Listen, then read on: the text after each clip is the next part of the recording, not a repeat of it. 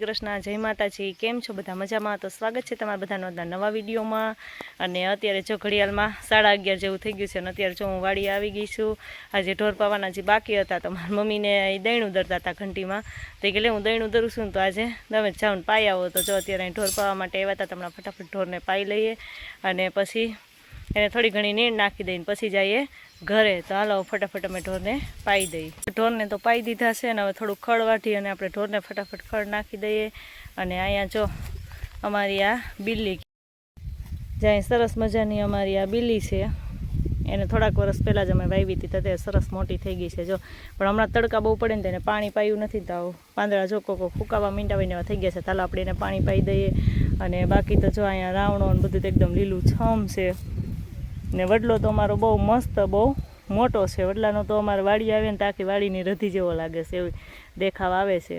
નાલો હવે આપણે ઘાસ વાટી ખડ વાટી અને ફટાફટ ઢોરને નાખી દઈએ અને ઘરે જઈને અત્યારે એકદમ ધોમ ધકતો તડકો છે બહુ જ, કારણ કે ઉનાળા જેવી સ્થિતિ થઈ ગઈ છે। ભાદરવા મહિનાના તડકા જો કે એવા જ હોય। તો હવે ફટાફટ હાલો આપણે ઢોરને નીણ પાણી તો પાઈ દીધું છે, હવે નીણ નાખીને પછી જઈએ ઘરે। જો અહીંયા અમારી આ જામફળી છે ને, તો જામફળી ભાંગી ગઈ હતી થોડાક ટાઈમ પહેલાં, એટલે એમાં કંઈ જામફળ આવતા નહોતા, તો ચોમાસામાં પાછી કોરાણીને તો અત્યારે જો નાનકડું એક જામફળ આવ્યું છે, તો આપણે એને થોડુંક મોટું થવા દઈએ, મોટું થઈ જાય ને પછી તોડી લેવું। બાકી અત્યારે જો આખી ભાંગી ગઈ હતી એટલે પાછી કોરાણીને એટલે સરસ એક જામફળ આવ્યો, ધીમે ધીમે એમાં આવવા મળશે તો પછી આપણે જામફળ ખાવું, થોડુંક મોટું થઈ જાય પછી તોડી લેવું। તો કાલ જે આપણે જે બ્લાઉઝની ગોટી બનાવી હતી એની સરસ મજાની જે આમાં સ્લીવમાં ફિટ પણ કરી દીધી અને મસ્ત ફિટ થઈ ગઈ છે જો સરસની। અને આજે બીજા બ્લાઉઝમાં પણ ફિટ કરવાની છે ને, તો હું બ્લાઉઝ સીવતી હતી તો ફટાફટ સ્લીવ ફિટ કરવાની હતી ને, તો હું કાલ ફટાફટ આ ગોટી પણ આજના બ્લાઉઝમાં ફિટ કરવાની પણ ફટાફટ બનાવી લઉં। તો અત્યારે જો ઘડિયાળમાં 4:30 જેવું થવા આવ્યું છે, હમણાં થોડીક વાર બનાવી લઈને હું કરે તો બે બેન ભાઈ ઓલા આવી જાય સ્કૂલેથી, કારણ કે સ્કૂલેથી આવવાનો ટાઈમ થઈ ગયો છે, 5 વાગે તો એ આવી જાય સ્કૂલેથી। તો હવે એ બે આવે ને તો ફટાફટ હું પણ મારું કામ પૂરું કરી લઉં। જય શ્રી કૃષ્ણ, જય માતાજી। જો હું સ્કૂલેથી આવી ગઈ, નાઈન કપડાં બદલાવી લીધા અને જો મારી મમ્મી કપડાં સુકેલા છે, હું અહીં માંડવી ખાઉં છું।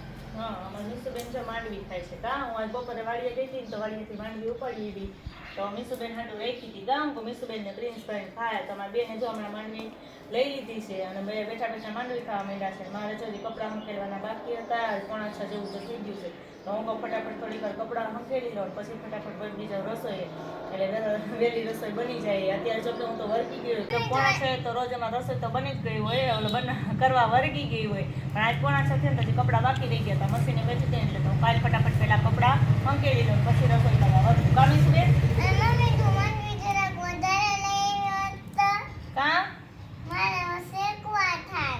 શેકવા થાય તમારે મીસુબેનને જો ઓરા ખાવા છે કા, શેકેલ માંડવીના, પણ હજી જો થોડીક વાલી વાર છે ઓરાની, થોડાક દિવસ પછી વધારે લઈએ ને આપણે મીસુબેનને ઓરા પણ બનાવી દેવું કા। બસ મીસુબેન ભલે બેઠા બેઠા માંડવીના ઓરા ખાય પછી, અને જોઈ લે જો આ વ્હાઈટમાં કાંઈ કે ડાઘો કરી દીધો ને કલરનો, ડાઘા નથી જતા હજી હો, ચટણીનો કઈ નથી, કલરનો ડાઘો છે જો। મીસુબેન કપડા આખે આખું ટોપ બગાડી નાખ્યું કા, એવા અમારા મીસુબેનના કામ છે। નાનો ફટાફટ કપડા આપી અને આપણે બનાવી નાખીએ હવે રસોઈ। હા, કાલ વાડીએ જઈને તો તારા હાટું કેટલી બધી લઈ આવીશ હો। તો કાલ આપણે વાડીએ જવું એટલે મીસુબેન હાટું કેટલી બધી માંડવી લઈ આવવાની છે ઓરા કરવા કા, લઈ આવવાની છે ને હે। હાલો એને જવું છે રૂહીન ઘરે રમવા જવું છે ને હે, રમવા જાઉં છું।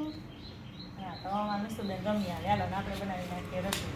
આ કપડાં તમને કેવા લાગ્યા તે કમેન્ટમાં જણાવજો। તો જો ઘડિયાળમાં 7 થઈ ગયા છે, આ તો થોડુંક મોડું થઈ ગયું છે ને, જો રોટલી તો મારે બની ગઈ છે પણ શાક બાકી હતું, તુરિયાનું શાક બનાવું છું તો અત્યારે તુરિયા લઈને બેસી ગઈ છું, તો તુરિયાનું શાક કરવું છે, તુરિયા સુધારી નાખું, સરસ પૂણા તુરિયા હતા તો જો તુરિયા સુધારું છું। હમણાં તો લસણે ખોલેલું હાવ પૂરું થઈ ગયું છે, જ્યારે શાક કરવું હોય ને ત્યારે ટાણે ટાણે ખોલવું પડે। જો અત્યારે થોડુંક પહેલાં લસણ ખોલી દીધું, કારણ કે તુરિયાના શાકમાં લસણવાળી ચટણી જેમ વધારે હોય ને એમાં શાક સરસ થાય, એટલે જો હવે લસણે ખોલી લીધું ને તુરિયા સુધારી લઉં હું, પછી શાક વઘારી નાખીએ। મારી મમ્મી જો અહીંયા બેઠા બેઠા માંડવી ખાય છે, મીસુબેને થોડીક માંડવી ખાઈ લીધી, હવે મારી મમ્મી બેઠા બેઠા ખાઈ છે, આપણા વાડીએથી આવ્યા ને પછી હવે બેસી ગયા છે, એ માંડવી માંડ્યા ખાવા। જય શ્રી કૃષ્ણ, જય માતાજી। માંડવી ના ખોલી ખોલીને ખાસું વાડીએ ખાઈને બેસી ગઈ, બેઠા બેઠા ખાવ છું, તમે બધાને ખાઈ લે તો હાલો, અમારી માંડવી પાકી ગઈ છે।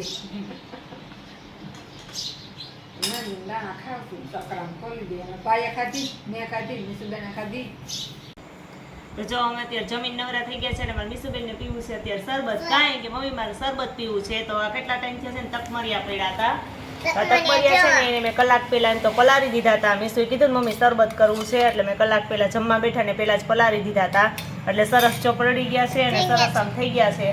અને એની સાથે જો હમણાં આપણે શરબતમાં લેવા હોય તો હાલે, કારણ કે સાકર એમાં નાખીને આપણે શરબત બનાવી શકીએ. પણ અહીંયા મેં તો જો સાકર નહોતી ને એટલે વરિયાળી અને ખાંડ છે ને એનું પેલા શરબત બનાવી નાખ્યું હતું ને જો અહીંયા તૈયાર રાખ્યું હતું. અને પછી એમાં જ હવે આપણે આ તકમરિયા નાખી દઈએ એટલે એનો સ્વાદ છે ને એ સરસ આવે ને. આ તકમરિયા છે ને એને ઘણા બધા ફાયદા છે કે આપણે એસિડિટી થઈ હોય તો એ પણ આ પીએ ને તો મટી જાય. પછી પેટમાં બળતરા થતી હોય ને તો એનાથી ફેર પડી જાય કે છાતીમાં બળતરા મટી જાય અને આપણે વજન પણ ઘટાડે. રોજ રેગ્યુલર આપણે પીએ ને તો આપણે વજન છે ને વધારે હોય ને તો એમાં પણ ફાયદા થાય છે એના. અમારા મીસુબેન તો કે મમ્મી આ મોતી છે ને શું છે મીસુ? આ મોતી એને તો આ જોયું ને તો કે મમ્મી આ મોતી છે કે શું છે કે પણ આ એકદમ ઝીણા ઝીણા તલ જેવા હોય પણ આને પાણીમાં પલાળી દીધા. એટલે લગભગ તો બધા જોયા જ હોય એટલે ખબર હોય કે આ કેવા હોય. તો જો પલળી સરસ મજાના થઈ ગયા છે. અમે તો નાના હતા ત્યારે અમારા ગામમાં ગોલો આવતો ને તો ગોલામાં અમને નાખી દેતા કા.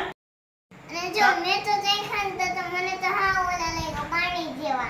પાણી જેવા જ નાખીએ ને એમણામાં આપણે બનાવવું હોય તો આમાં સાકર કે ખાંડ નાખીને આપણે બનાવી શકીએ તો એ ગળ્યું લાગે. પણ મીસુબેને એમણામ ચાખ્યું એટલે એને મોરું લાગ્યું. જો ભણેશ્રીબેન કેવા છે કે હા અત્યારે આખો દી રખડી રખડીને હવે અત્યારે કાલે પેપર છે ને તો વાંચવા બેસી ગઈ. શેનું પેપર છે?